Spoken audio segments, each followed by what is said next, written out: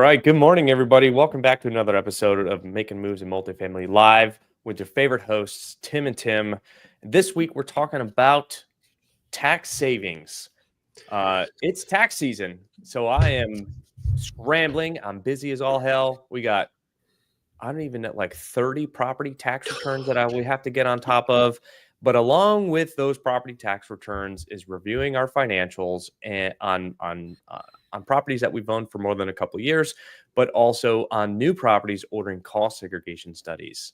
I know that's a buzzword and it's a big topic that a lot of people talk about, but I think we're just going to review really what we know about cost segregations today, right now.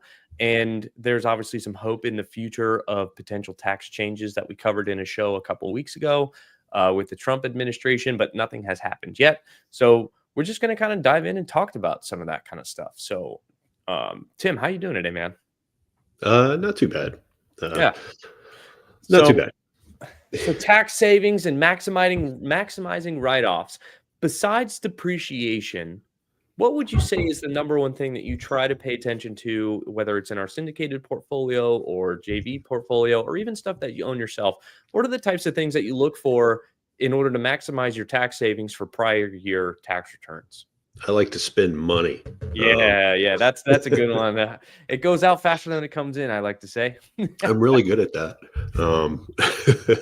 No, I honestly, man, other than the property itself, right? It's CapEx to me, right? Like in making sure that the things I'm doing are, recorded properly and put in the right place. Yeah. But I mean, I don't know. Was there a different answer? Was there a better? No, Guys, not really. I mean, Vitelli's really kind of our expert in this area. So no, one of the things that I like to do, I mean, yes, obviously we spend money so that we can, invest in the business and buy equipment and all that kind of stuff. But one of the things that I pay attention to is bad debt. Um, oh yeah. we do accrual accounting, which means we recognize income when it's booked, and we have a balance sheet account for accounts receivable. And essentially, no matter what property type you own, no matter what location you own in, no matter if it's subsidized or not, you will always have some level of resident that doesn't pay their rent. Okay. What we do as a business is we write off our bad debt 90 days after the person has moved out. But at year end, we take a look at all of our balances of people that have moved out that hasn't quite hit 90 days yet. And we recognize all those write-offs in 2024 in order to reduce our taxable income as much as possible. Because I'll be completely transparent here is yes, we do send these people to collections and it is filed on their report. However, the collection ratio of people that actually come back and pay their back due rent is like less than 10%. Less than 5%, right? I mean, so if you got $100,000 in delinquency, you'd be lucky to collect $5,000 of that rent, right? Yeah.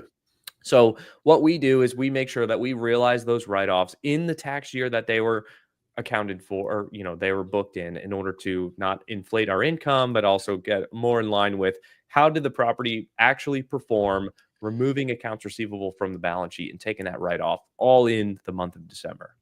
Yeah. So, hey, quick question. Like people always say, just send them to collections, right? Like, yeah, but really, Tim, like, what does that do?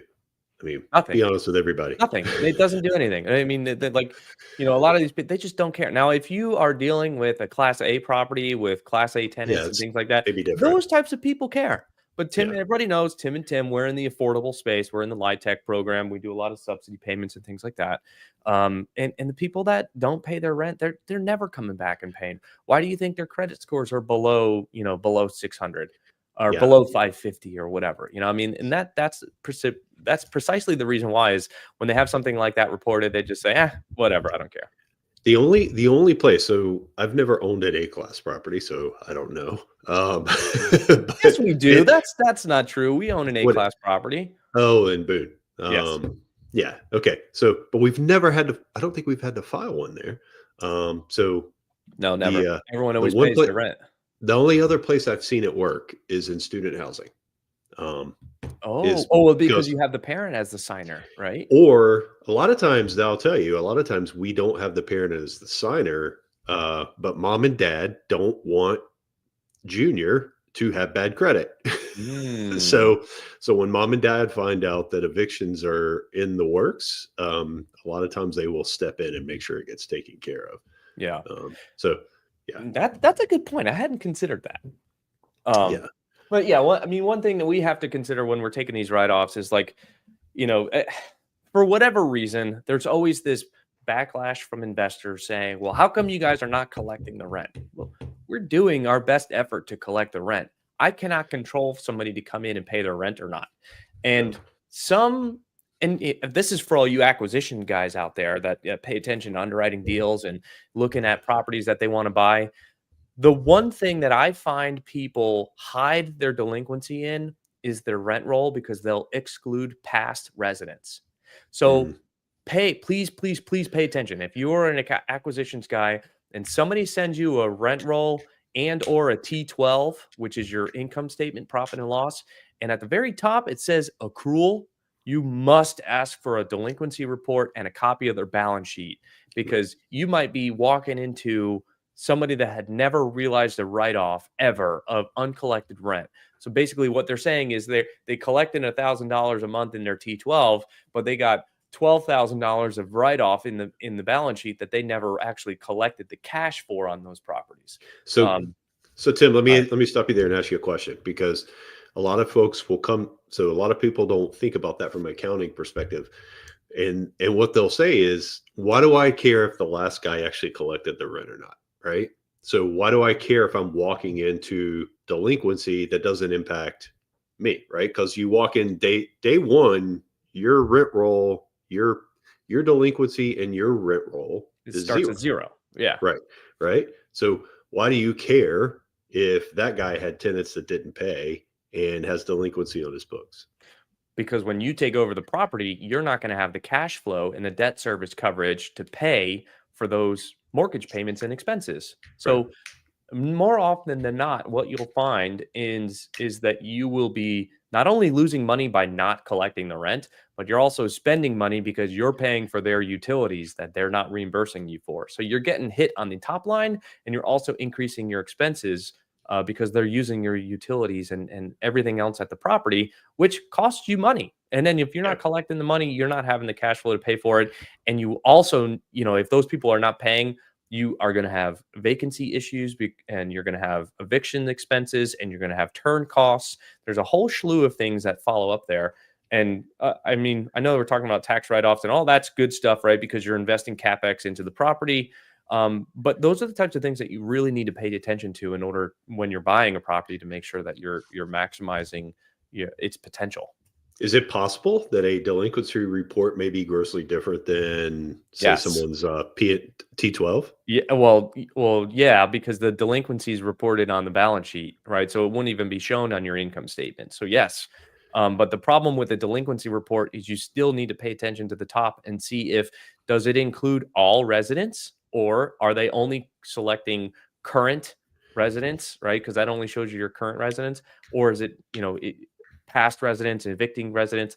You really need to get a copy of their balance sheet at the end of the year or end of the last month or the end of the last quarter to really confirm if their delinquency report is being reported to you correctly, if their balance sheet reconciles to their delinquency report, which I can guarantee you it probably doesn't, if they're trying to hide it from you. And their T12 is going to be grossly inflated, and you're going to be paying a premium for a property that's not producing the way that you want Because the delinquency only hits the income statement when you write it off. Right. there you go. Yeah. Right. Um, So yeah, thanks. Yeah, thanks for bringing that full circle. There's a lot of thought that goes into year-end accounting, and I got people reaching out right now. Where are my updates? Where's this? Where's that? I'm like, guys, there's a ton of information. I am checking to make sure that all the write-offs are done. I'm checking to make sure the balance sheet is reconciled. We're checking to make sure that all of our year-end statements from the lenders reconciled. There is so much that goes into the year-end accounting process, and stuff is delayed, right? It just takes longer. I mean, we manage 30 properties right now, and we have a handful of other properties with other management companies, but I still do the same thing. I still review the information for correctness before uploading it to the CPA for the K1s. and for our quarterly investor updates and things like that. So pay attention to that stuff. It takes a lot of work, takes a lot of brain power to do those types of things. Yeah, it's this time of year. I'll be Tim and I are transparent, so we'll be transparent. This time of year, we a lot of times we have investors reaching out to us. So like, when's our update? When's our distribution? Stuff like that. It's like, hey guys, sorry, January. We're always late in January. Plant. Yeah. Yeah. On top of all of that, we're also doing 1099s. All right. So that's a whole process of reaching out to vendors and making sure you have their information updated correctly, and like who gets a 1099, who doesn't. Like, our accounting team's been working overtime on the weekends in order to get caught up. I'm deeply grateful for that. I mean, they're very, very, very hardworking individuals, and I appreciate their effort. But yeah, I mean, so we're talking about write-offs, and that increases our expenses and reduces our NOI, therefore reducing your taxable income. The other favorite one that people love to talk about, cost segregation studies. And there's a reason why there's a good probability that if you bought a property in 2024, that your K1s will not be reported by March 15th, 2025. Why is that, Tim? Because because your cost segregation studies aren't done in time. That's right. Exactly. Yes. So I thought you were throwing me a trick Trump question. No, that was a softball. I give you the softball. Especially when it comes to accounting and finance stuff, you always get the softball. There's a reason why we wait to order the cost segregation study until the beginning of the following year of the acquisition, because if you do a cost segregation study in November of 2024 and you replace the roof in December 2024, that $150,000 expense is not included in your cost segregation study, right? So just so you know this, when you order cost segregation study, make sure all of your CapEx is done and paid for and booked on your books for 2024. Then you order the cost segregation study. So when they come out to the property, they do their inspections, they look at your CapEx reports, they look at your CapEx spend, they include all of those different types of things within their cost segregation study. And that affects your year one bonus depreciation, because, when you buy a property for $10 million, there is a percentage of that $10 million that is allocated towards the roof that you bought. If you replace that roof in 2024, the percentage of your purchase price that was allocated to your roof, you realize that entire thing year one, because you've now replaced it with a new roof.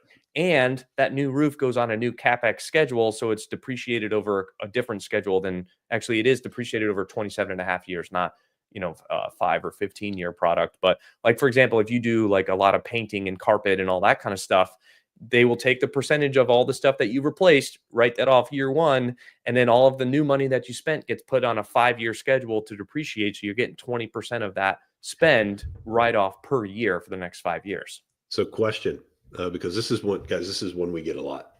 So let's say you buy it in October, right? And you don't actually plan to start doing CapEx till, say, February, right? Which is a completely reasonable scenario, guys. Oh, totally. So do you do a cost segregation the year you bought it? Yes.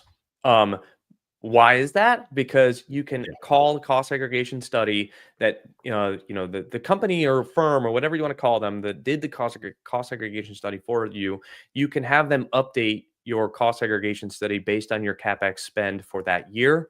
We have personally never done that. Though there are a couple properties we probably should do that on this year. Like Centennial, for example, we should probably have them update it. But so you might spend $5,000 on a cost seg study, right? But in order for them to update it with your new CapEx, it might only be $1,000 or $1,500 to update your schedule, and then therefore increase your write-offs for that year.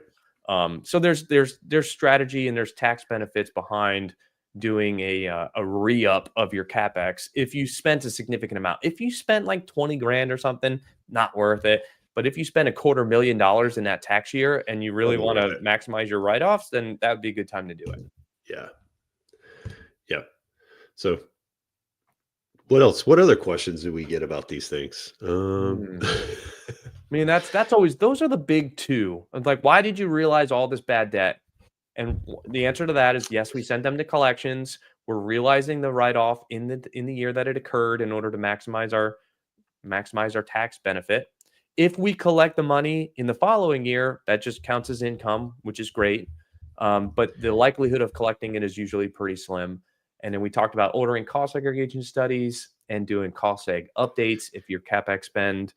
Other than that, I mean, those are the two major things besides, if you have, so that's, specific to your real estate property. Now, if you're, are talking about you're maximizing your tax write-offs for, personal taxes or your S corp or things like that, doing like 401k contributions, IRA contributions, going out and buy a new truck, stuff like that. Like those are all really common things that people talk about all the time in order to increase your write-offs and reduce your taxable income. Yeah. No, that's a really good call, man. And because I think people miss this a lot of times. Mm-hmm. They don't quite understand the cost seg, the depreciation piece. They don't get a lot of that. So this is really, really critical to understand. But it's honestly, guys, like it's the kind of thing that kind of makes your eyes glaze over too. Like it does. I mean, I like everybody, it 'cause I'm like, how are yeah, we not going to pay taxes this year? right. And that's kind of my point. It's like this is the kind of thing. This, quite frankly, guys, this is one of the biggest reasons you buy real estate, right? Yeah. This right here. But it's one of the things nobody wants to understand. Nobody wants to like dive into and understand it, right? Except for Vitaly, apparently.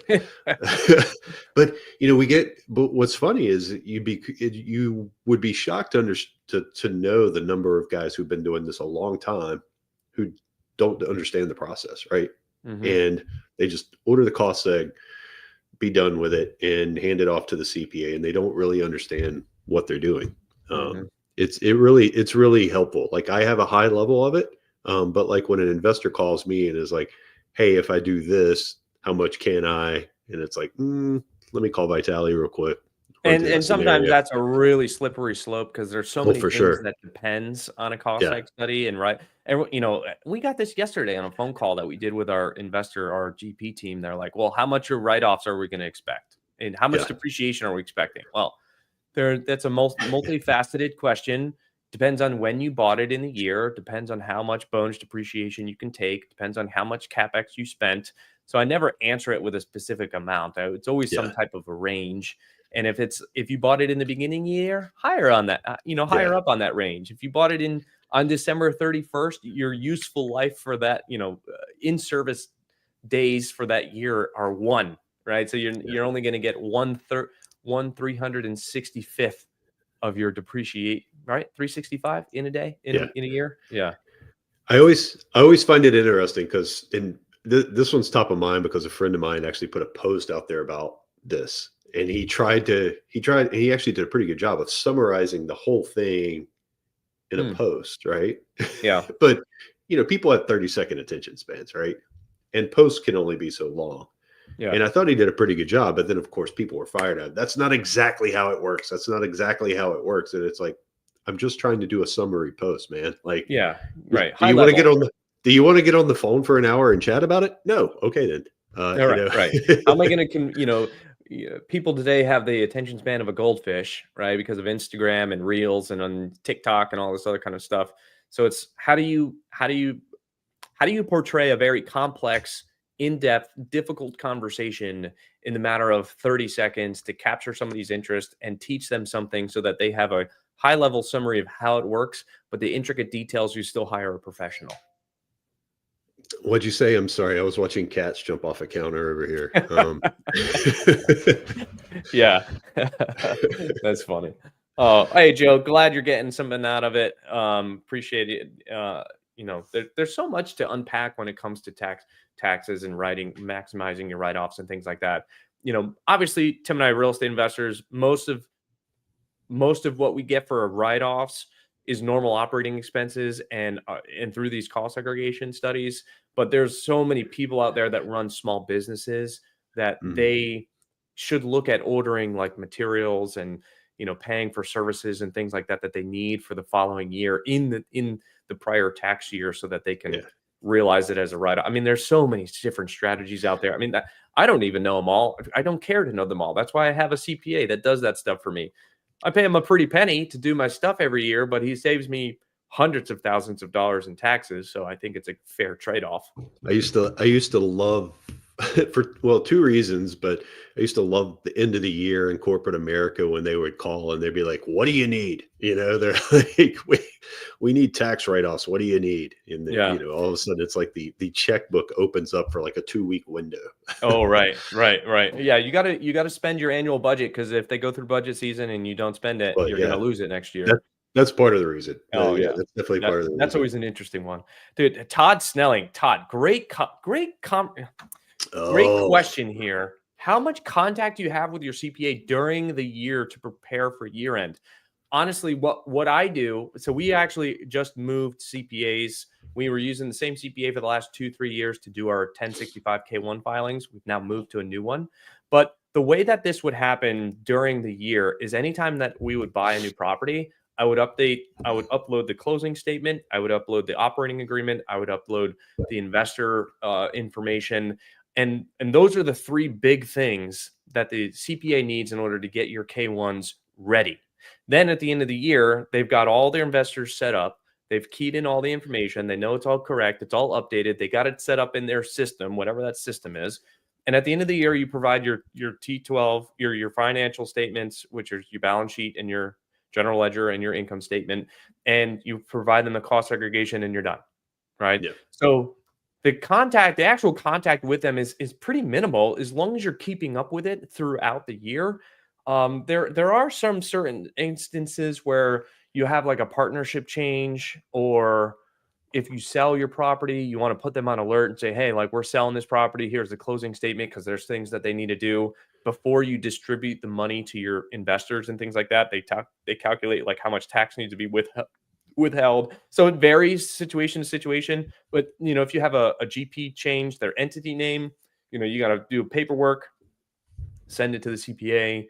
We just upload it in the drive. So the way that I have it organized is that each entity has its own folder, and within that folder, there's a tax year. So that if there's any changes that occur within that tax year, I just upload the documents immediately, and the CPA gets a notification and they handle it because I'm a very here and now person. I'll probably forget to upload that later if I just don't do it right then and there. So it depends on how active you are. It depends if you have a lot of acquisitions, depends if you have a lot of sales, depends if you have a lot of changes in your investor structure or your GP structure or your partnership structure or anything along those lines. It always varies depending on your activity. But I would say my actual contact with them is very little, right? Because it's just uploading documents, and there might be an email for a clarification or something like that. But other than that, most of the time it's pretty minimal. Ooh, good books. Oh, you want to add anything to that, Tim? No. No. Okay. I don't. No. All right, Dennis, any good books on tax strategy? Hold on a second. Let me look at I don't know if I really have one. I don't really. Nothing really kind of popped. Nothing really kind of came to mind as soon as you asked the question. I don't think I really have any books on tax strategy because I guess my number one tax strategy would be who, not how, and hire the right CPA to handle that kind of stuff for you ultimately at the end of the day. I mean, having an understanding and having conversations like this is good so that you know enough to be dangerous, but this is something you should hire out to a professional. I mean, my AGI is very low, and that's purely because of my CPA, and that's what they do. So pay people to do what they do. Yeah, Dennis, just to tag on to that, man, like I always, for the longest time, I did my own taxes because, I ran a couple of businesses and I mean, I know enough about it to know where I can take things and not take things. Um, but once I got into the real estate piece and I started to expand, the best thing I did was hire the CPA. I mean, I went from here to like here when it came to, you know, basically keeping more money in my pocket and the Mhm. strategies involved with doing that. Um, and we're just scratching the surface on it. There's a lot of things that we could do additional, right? With other businesses that we could add to the company that would help us as well. So I do have to say, as being real estate investors, I reached out to my CPA to say, hey, like, we're expecting some taxable events this year. How am I looking on my write-offs and things like that? Like, do I need to go out and buy a new truck?